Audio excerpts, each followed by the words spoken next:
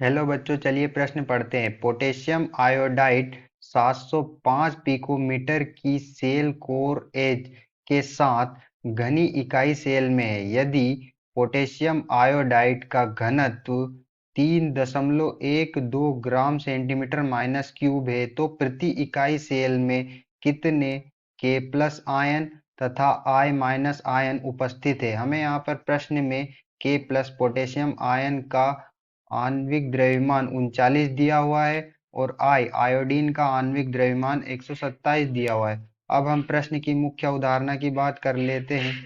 तो यहाँ पर हमारे प्रश्न की मुख्य अवधारणा होती है, इकाई सेल का घनत्व रो बराबर होता है जेड इंटू में एम बटे में ए क्यूब इंटू में एन नोट। अब हम अपने सूत्र को समझ लेते हैं कि यहाँ पर हमारा जो जेड है वो इकाई सेल का यहाँ पर जो हमारा रो है वो इकाई सेल का घनत्व है, जिसका मान हमें प्रश्न में 3.12 ग्राम सेंटीमीटर माइनस क्यूब दिया हुआ है।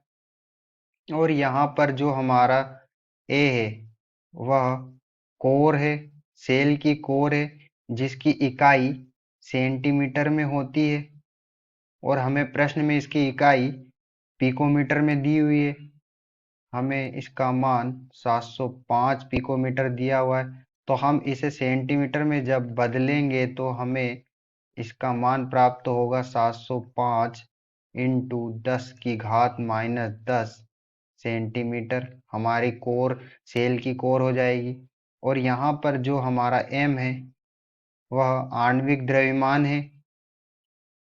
आणविक द्रव्यमान है जो कि हमें प्रश्न में पोटेशियम का 39 दिया हुआ है और आयोडीन का 127 दिया हुआ है। जब हम दोनों को जोड़ लेंगे 39 प्लस 127 तो हमें यहाँ पर m का मान, हमारा जो आणविक द्रव्यमान होगा वो 166 हो जाएगा।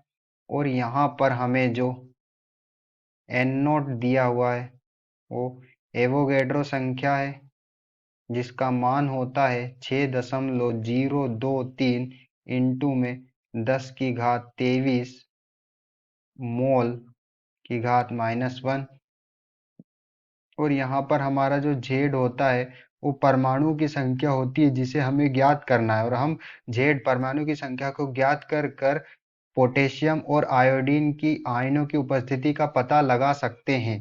तो यहाँ से हमें जेड ज्ञात करना है, तो हमारा जेड का सूत्र होगा जेड बराबर रो घनत्व इंटू में ए क्यूब इंटू में एन नोट एवोगैड्रो संख्या बटे में हमारा एम आ जाएगा आणविक द्रव्यमान। तो जब हम यहाँ पर अपने मान रखेंगे, हमारा घनत्व दिया है 3.12 ग्राम सेंटीमीटर क्यूब इंटू में हमारे ए का मान है 705 इंटू 10 की घात -10 और का क्यूब।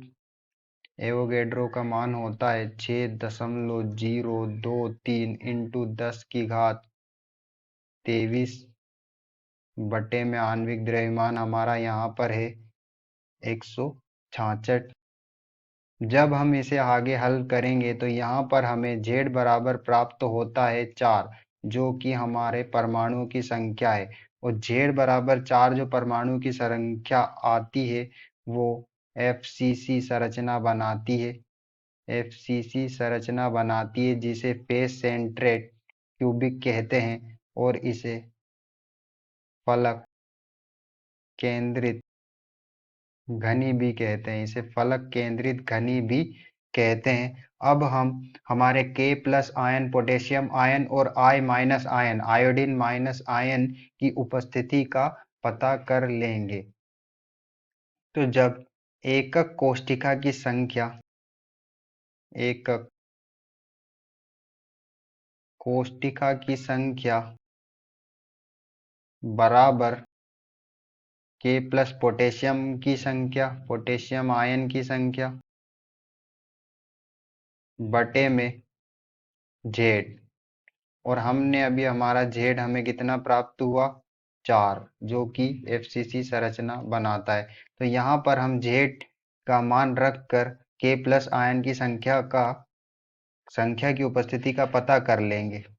तो यहाँ पर एकक कोष्ठिका की संख्या 1 बराबर के प्लस आयन की संख्या बटे में Z4। तो यहाँ से हमारे जो पोटेशियम आयन की संख्या हमें कितनी प्राप्त होती है, 4 प्राप्त होती है। इसी प्रकार हम I माइनस आयोडीन आयन की उपस्थिति का पता कर लेंगे। तो एकक कोष्ठिका की संख्या बराबर आयोडीन माइनस आयन की संख्या बटे में जेड। एकक कोष्ठिकी की संख्या 1 बराबर आयोडीन माइनस आयन की संख्या बटे में 4। यहाँ से हमारे आयोडीन माइनस आयन की संख्या कितनी हो जाएगी, 4 हो जाएगी। तो हम देख सकते हैं कि यहाँ पर हमें के प्लस पोटेशियम आयन की संख्या की उपस्थिति जो है वो 4 है, और आयोडीन माइनस की संख्या की उपस्थिति जो है वह भी 4 है। तो हमें प्रश्न में पोटेशियम आयन तथा I माइनस आयोडीन आयन की उपस्थिति पूछी है, जो हमें दोनों में 4 4 प्राप्त हुई है।